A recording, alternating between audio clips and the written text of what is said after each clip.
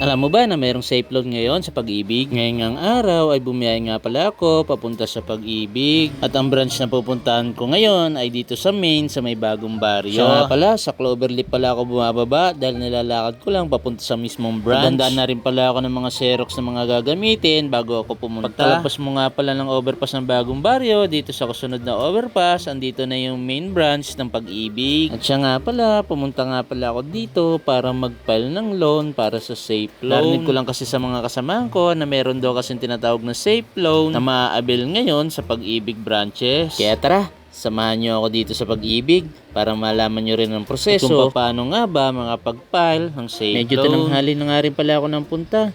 Kaya medyo mahaba na rin yung pila. O kung gusto niyo naman na bungad lang kayo o mas maaga kayong makauwi, agahan nyo na lang din ang punta dito. Dito may pila lang sa loan.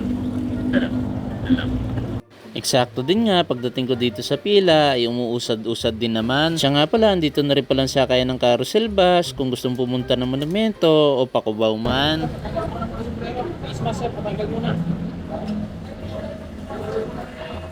Safe loan. Xerox ID, second floor po kayo. Sige po, akin.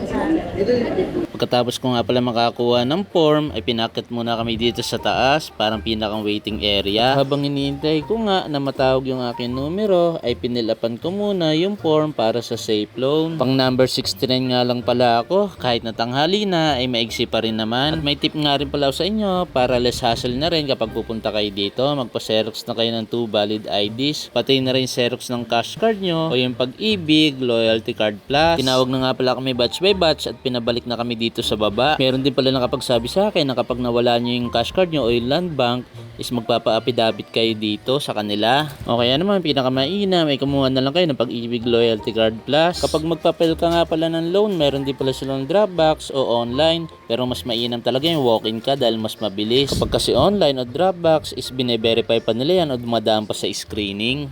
Nga pala dito sa form, kailangan ng 2 witness. Kung kaya naman yung 2 katabi ko dito sa upuan is pinakisuyo ko na lang sa kanila, gayon din naman sila sa akin. Ang safe loan nga pala ay Special Assistance for Financial Emergencies.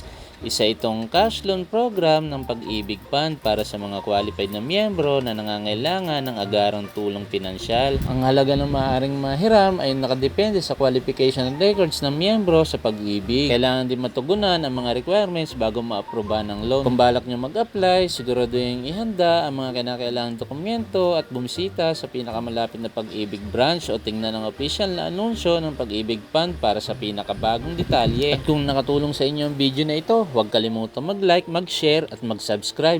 Salamat sa panonood mga kaibigan. So yan mga kaibigan, dito na ako sa Ayala Mall. So okay na, tapos na yung ano natin,